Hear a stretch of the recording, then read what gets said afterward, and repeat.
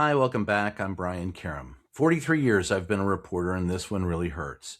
Yesterday in the White House Oval Office, Kaitlin Collins from CNN, a colleague I've known for about 10 years, asked a question, and Donald Trump got upset with her, asking questions about Jeff Epstein and Epstein's victims.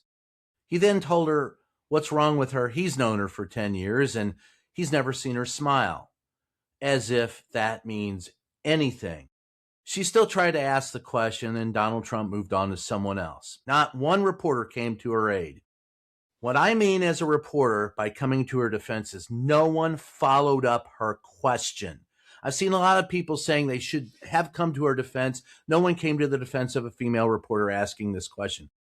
Helen Thomas never wanted to be thought of as a female reporter, and she was one of my mentors. What she wanted to be respected for were her questions, which is why my podcast is called Just Ask the Question, because Helen said no matter what you do, always ask the question. It does not matter if they consider it rude. It doesn't matter if they answer it. It doesn't matter what the answer is. You have put it on the record, and that means they cannot deny that they've been asked about the issue. Kaitlin Collins put it on the record that there are people upset about the Epstein files, and can we please talk about the victims? And Donald Trump said, hey, we've had enough of this. Let's move on. It's time to move on. And not one reporter came to her defense by asking the question again. I've talked to many press secretaries. In fact, I've pissed off pretty much every press secretary I've ever covered, from Ronald Reagan's days to the current administration.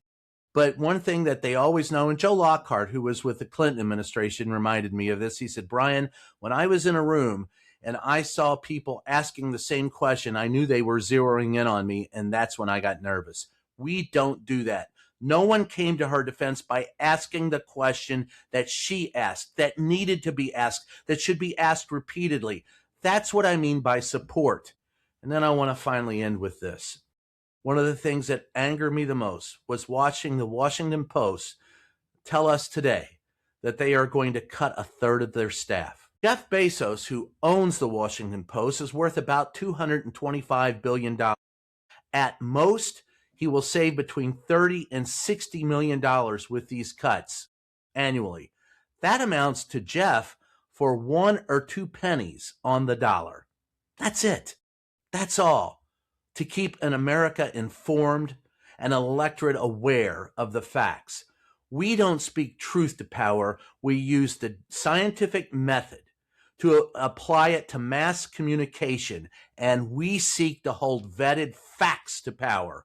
It is okay for Donald Trump or any other politician to give us their spin of events. We are there to seek facts. Therein you can find your truth. But Jeff Bezos is part of the billionaire oligarch class who doesn't want that.